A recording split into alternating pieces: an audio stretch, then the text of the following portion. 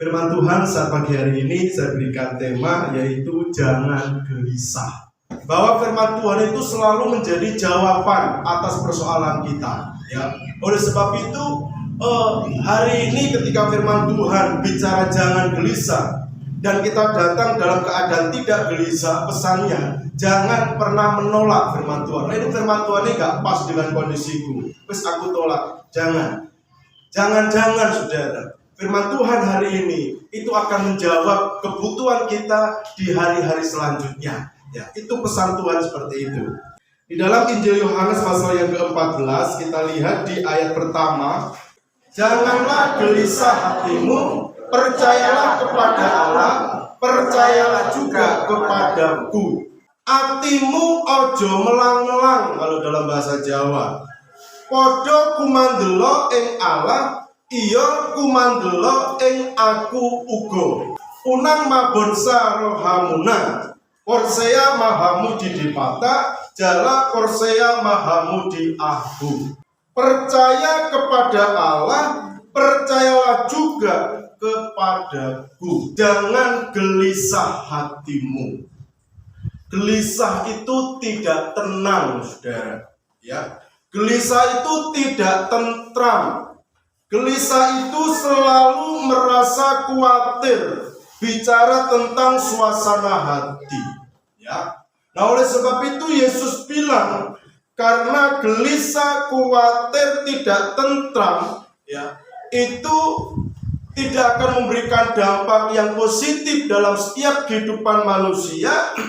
Maka Yesus sendiri mengatakan di sana, janganlah gelisah hatimu, hatimu ojo melang-melang. Mengapa seseorang itu mengalami situasi rasa gelisah, saudara? Yang pertama, saudara mundur di pasal yang ke-13, ayat yang ke-33. Hai anak-anakku, hanya seketika saja lagi aku ada bersama kamu, kamu akan mencari aku. Dan seperti yang telah kukatakan kepada orang-orang Yahudi, ke tempat aku pergi, tidak mungkin kamu datang. Demikian pula aku mengatakannya sekarang juga kepada kamu. Ketika mereka merasa ditinggalkan sendirian oleh Yesus. Seseorang merasa gelisah hati ketika merasa ditinggalkan sendirian, saudara. Ya. Yesus bilang di sana, hai anak-anakku, hanya seketika saja lagi aku ada bersama kamu. Konteks situasinya adalah hanya seketika saja lagi. Artinya sesaat kemudian, beberapa waktu kemudian, Yesus akan meninggalkan mereka. Selalu bersama-sama Yesus itu adalah sebuah keniscayaan, saudara. Ya.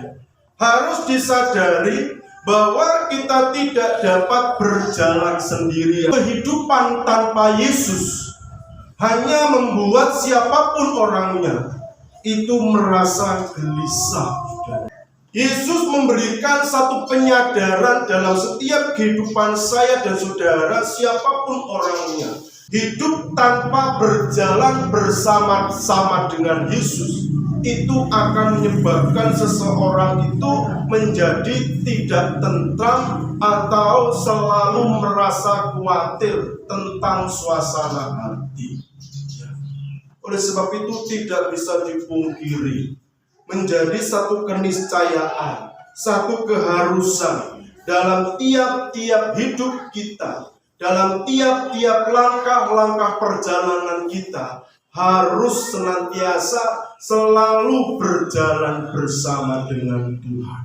Nah, ini yang diungkapkan oleh seorang pemazmur. Ketika pemazmur menyadari bahwa hidupnya itu tidak bisa dilepaskan dari peranan campur tangan Tuhan yang menuntun seluruh perjalanan hidupnya. Maka pemazmur ketika dia merasa Tuhan seakan-akan meninggalkannya, maka dia berteriak dan berseru kepada Tuhan. Mazmur pasal yang ke-22 di ayat yang kedua, saudara. Allahku, Allahku, mengapa engkau meninggalkan aku? Aku berseru, tetapi engkau tetap jauh. dan tidak menolong aku. Eli, Eli, lama sabachthani, yang diungkapkan Yesus di atas kayu salib. Ketika Bapa memalingkan muka dan dia tidak tahan melihat Yesus yang waktu itu digantung di salib. Diri Yesus penuh dengan dosa, saudara. Dosa manusia yang tertanggung di dalam pribadi Yesus sendiri. Bapa di surga tidak tahan melihat Yesus dalam kondisi seperti itu.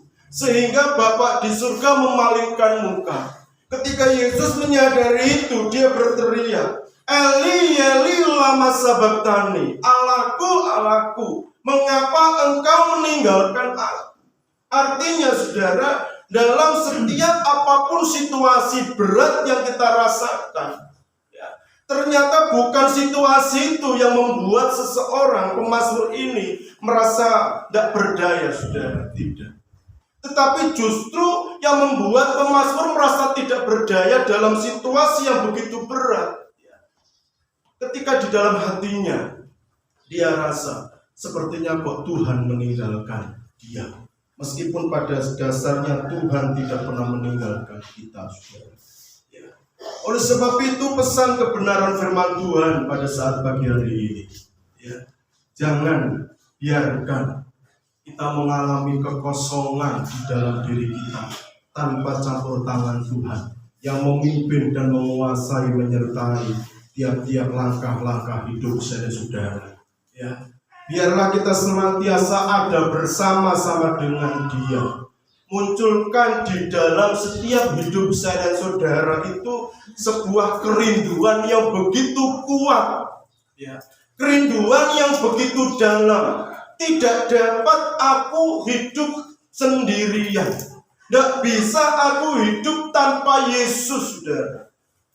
Munculkan di dalam setiap diri saya dan saudara situasi seperti itu. Sehingga rasa rindu, rasa haus itu begitu kuat.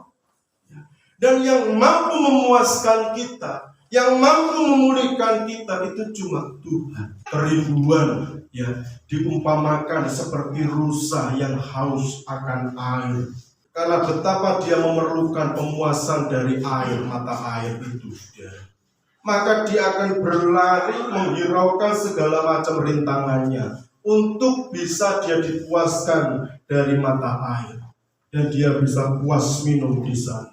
Meskipun ketika dia minum mata air, dia juga menyadari ada bahaya di sana. Ada buaya mungkin di sana. Ada binatang-binatang buas yang hendak menerkam dia. Tetapi kerinduannya akan air itu tidak bisa digantikan dengan situasi yang lain, saudara. Pokoknya dia harus minum air apapun resikonya. Kerinduan kita kepada Tuhan pun digambarkan seperti itu, saudara.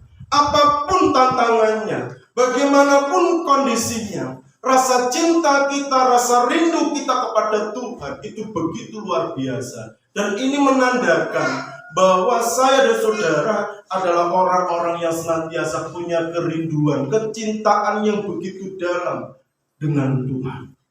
Meskipun dia tidak bisa kita lihat, saudara, tetapi dia mengamat-ngamati kita.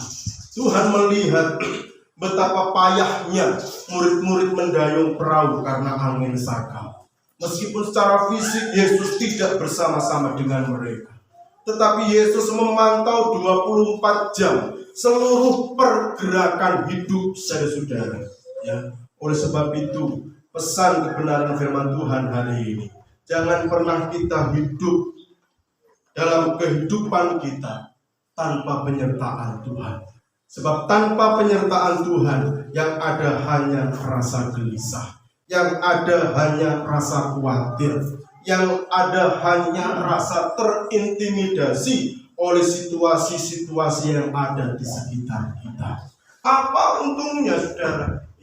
Apa hebatnya, apa enaknya menjalani kehidupan ini tanpa Tuhan?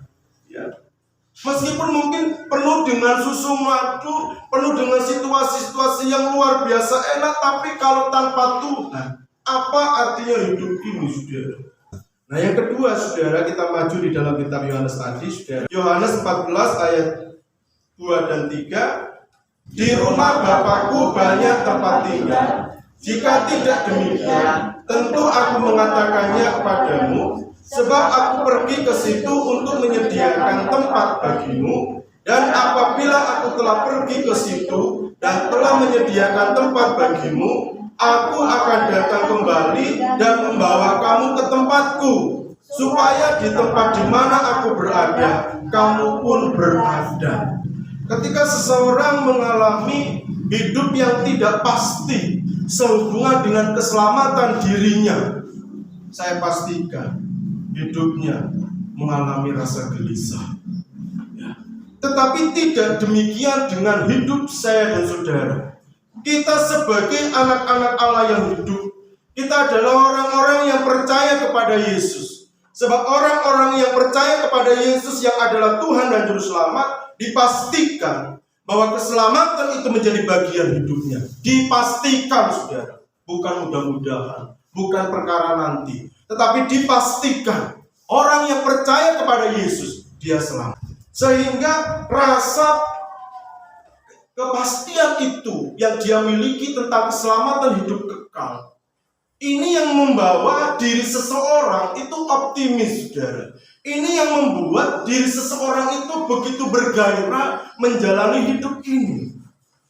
Sebab ketika bicara tentang hidup kekal, kematian, siapapun orangnya pasti mengalami satu kegelisahan. Kematian itu adalah jalan pembuka untuk kita masuk dalam sebuah kehidupan kekal, tinggal bersama-sama dengan Dia selama-lamanya. Bahwa percaya kepada Yesus artinya keselamatan itu menjadi bagian kita. Kata siapa? Kata Alkitab. Dalam Yesus ada kepastian keselamatan. Dan yang bisa membawa kita ke surga adalah orang yang berasal dari surga itu sendiri, saudara. Yesus adalah pribadi yang berasal dari surga, turun ke dalam dunia menjadi manusia dan sama seperti manusia. Dan dia naik kembali ke surga, menyediakan tempat bagi kita dan menjadi harapan kita. Dia akan datang kembali ke dunia, menjemput saya dan saudara yang tujuannya supaya di tempat di mana dia berada pun saya dan saudara ada bersama-sama dengan dia selama-lamanya, forever, saudara. Ya, saleleng-lelengna, saudara, tidak berbatas waktu. Ya, sukacita seterusnya. Kisah Rasul pasal yang keempat ayat yang ke-12. Dan keselamatan tidak ada di dalam siapapun juga selain di dalam Dia. Sebab di bawah kolong langit ini tidak ada nama lain yang diberikan kepada manusia yang olehnya kita dapat diselamatkan. Keselamatan tidak ada di dalam siapapun, jelas, saudara, selain di dalam Dia, yaitu Yesus. Sebab yang menjadi pusat pemberitaan Petrus dan Yohanes di pasal yang keempat ini adalah Yesus Kristus yang telah mati dan naik ke surga. Ya. Sehingga Petrus mengatakan di sana, keselamatan tidak ada di dalam siapapun. Selalu saya katakan bahwa Alkitab ini adalah satu-satunya kebenaran dan firman Allah. Di luar Alkitab bukan kebenaran dan bukan firman Allah. Bahwa Yesus Kristus adalah satu-satunya Tuhan dan Juru Selamat.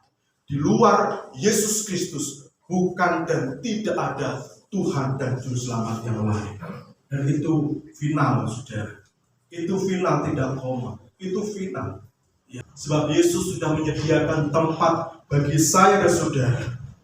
Dan Dia akan datang kembali bagi kita, menjemput dan membawa kita untuk kita bersama-sama dengan Dia, supaya di tempat di mana aku berada, kata Yesus, saya dan saudara juga tinggal selama-lamanya bersama-sama dengan Dia.